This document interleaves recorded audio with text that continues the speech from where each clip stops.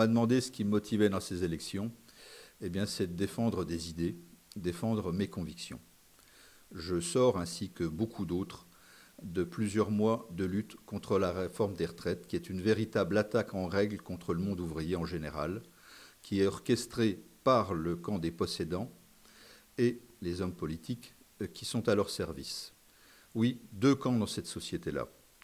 Et je profite de l'actualité pour dire qu'en réalité, avec le coronavirus, on voit qu'il y a la menace d'un effondrement général du système boursier, donc d'une nouvelle récession comme on a pu en connaître en 1929. Et bien sûr, le camp des patrons, des possédants, de la bourgeoisie, le fera payer au monde ouvrier.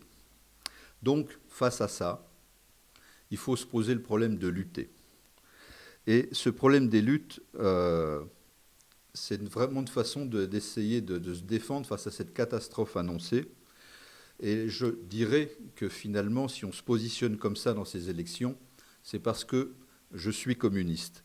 Et j'ai la conviction que seule la classe ouvrière, les travailleurs, les chômeurs, les intérimaires, les salariés et les retraités issus de l'industrie ou d'ailleurs, sont les seuls, parce qu'ils n'ont rien à perdre dans l'économie, qui sont capables de menacer le pouvoir de la bourgeoisie, cette classe sociale qui est dominante dans la société et qui écrase par son pouvoir et qui, du coup, on le voit bien avec cet effondrement qui nous guette, la folie de ce système qui est comme un château de cartes où toute la société va s'effondrer et la ville de Châlons n'y échappera pas plus qu'une autre.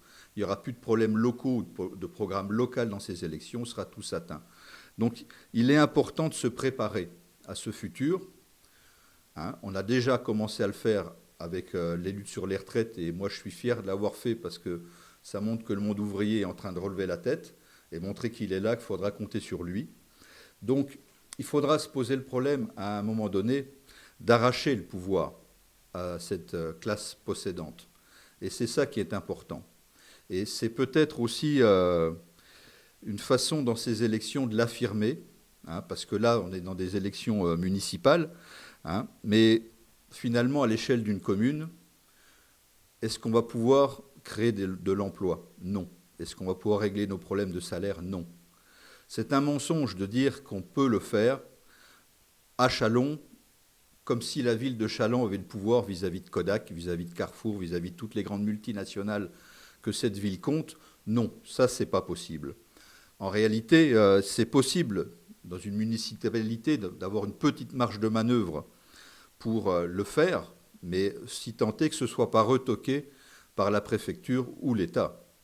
Et donc, à ce moment-là, effectivement, il faudra se poser le problème de faire appel aux travailleurs de la ville pour imposer à la préfecture ou à l'État les mesures qui ont été mises en place, notamment pour faire face aux besoins des plus démunis de la ville, parce que même si le pouvoir de la mairie est limité, parce qu'il est étranglé par la dette de la ville, mais aussi par les dotations de l'État qui sont en diminution constante, donc de fait la marge de manœuvre n'est pas grosse, et souvent les mairies, et même c'est le cas à Châlons, la font payer aux associations et aux plus petits dans les quartiers.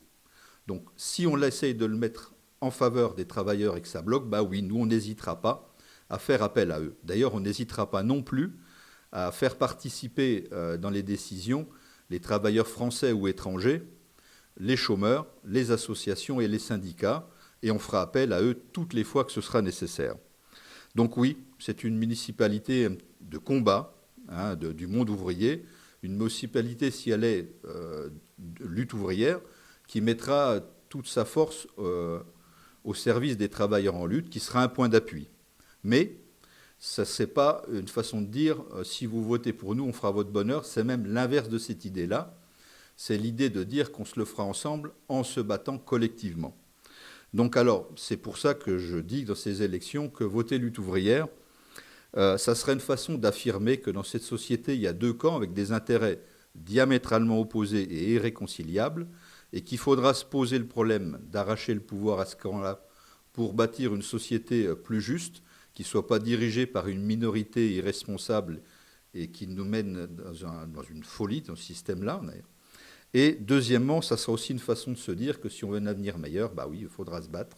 Donc, Je vous appelle à voter Lutte ouvrière pour des candidats qui ne sont pas du côté des patrons, qui sont au service des travailleurs, de voter donc pour les vôtres, et donc voter Lutte ouvrière pour faire entendre le camp des travailleurs.